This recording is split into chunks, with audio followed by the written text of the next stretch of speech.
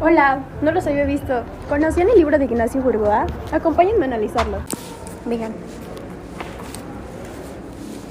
Nos encontramos enfrente del auditorio de Ignacio Burgoa. Se encuentra en la Facultad de Derecho. Capítulo 1. Necesidad del derecho como un orden normativo para la sociedad y el Estado. Nos va a plantear que el derecho va a ser una parte fundamental para la creación de las sociedades, ya que a través de este nos va a brindar seguridad. Como una parte de antítesis, él nos va a decir que existen sectores que se dedican al estudio de las sociedades, que nos van a decir que el derecho no sirve para nada y que no es necesario para las sociedades. Cosa que Burgoa nos va a comentar que está completamente en desacuerdo y nos va a decir que en realidad el derecho es fundamental para la creación de las sociedades, ya que a través de este se pueden plasmar las necesidades sociales y este va a garantizar las mismas. Con ello, el derecho va a brindarnos, como dije anteriormente, nos va a decir que el derecho siempre se va a encontrar en constante cambio, pero dentro de la norma en sí, para estar a la par con las seguridades, atendiendo las seguridades públicas.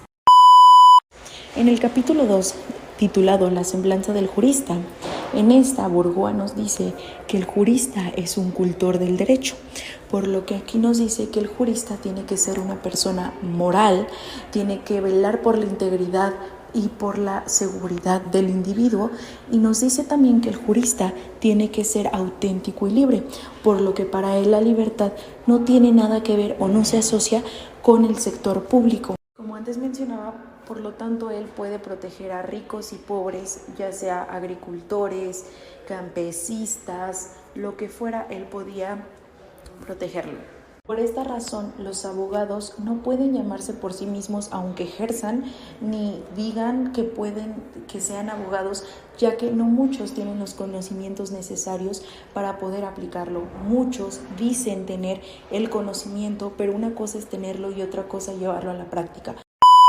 En el capítulo 3, la cultura jurídica, se abordan diferentes temas, como lo es el derecho como ciencia, el derecho como moral, el derecho como fenómeno social y el derecho como arte. La cultura del derecho se refiere a un conocimiento profundo del derecho en todas sus ramas y ejercicios.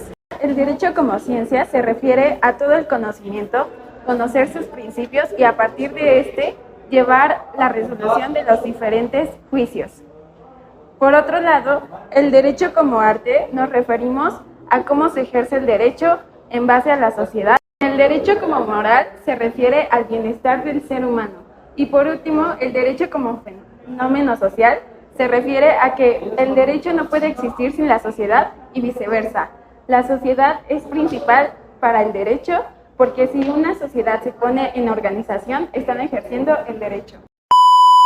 Bueno, yo les vengo a hablar del capítulo 4, llamado la tipología del jurista. En este capítulo, rápidamente, Ignacio Burgoa nos da un resumen de los tipos de juristas, que son 3 específicamente: el maestro de derecho, también el jurisconsulto y el abogado. Pero iniciamos con el primero que es el jurisconsulto. El primero obviamente tiene que ser un jurisprudente. Este adquiere su conocimiento en derecho por el tiempo, también por la experiencia que ha adquirido a lo largo de toda esta carrera. Este puede ser abogado y maestro del derecho al mismo tiempo. Siguiendo con el abogado, ¿qué es el abogado? El abogado, nos describe Ignacio Burgoa, como una persona que sin su conocimiento jurídico no podría hacer su profesión de una manera digna. Además de que aconseja, ayuda, dirige a las partes en un litigio.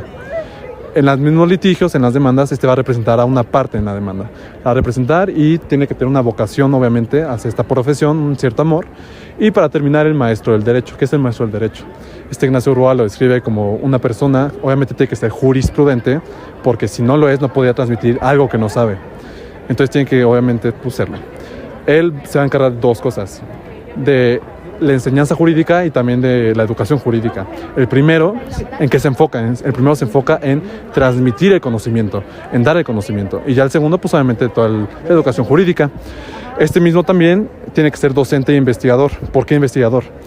Porque lo que va a enseñar, lo que va a transmitir, tiene que ser de calidad para que pueda pues quedarse en las generaciones y siguiéndose enseñar en otras generaciones, quedarse.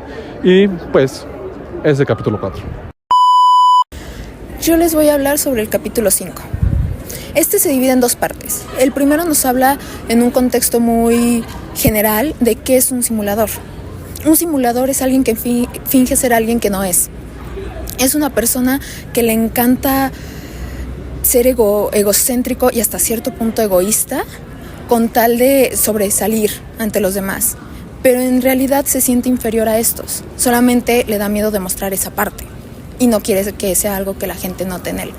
El punto B nos habla más sobre este simulador en el derecho. Aquí nos habla sobre una persona que puede tener títulos, puede tener doctorados, maestrías, pero que en realidad no sabe nada, que en realidad para resolver algo necesita ayuda de otros colegas.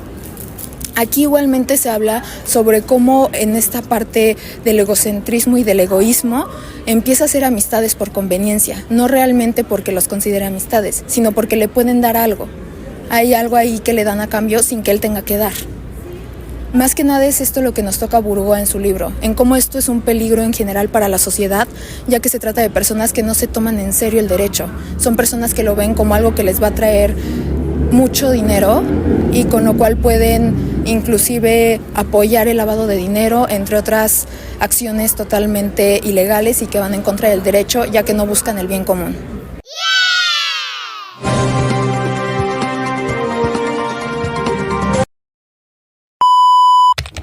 Bueno, mira, primero hay que definir qué entendemos por derecho y definitivamente yo no entiendo por derecho un conjunto de normas.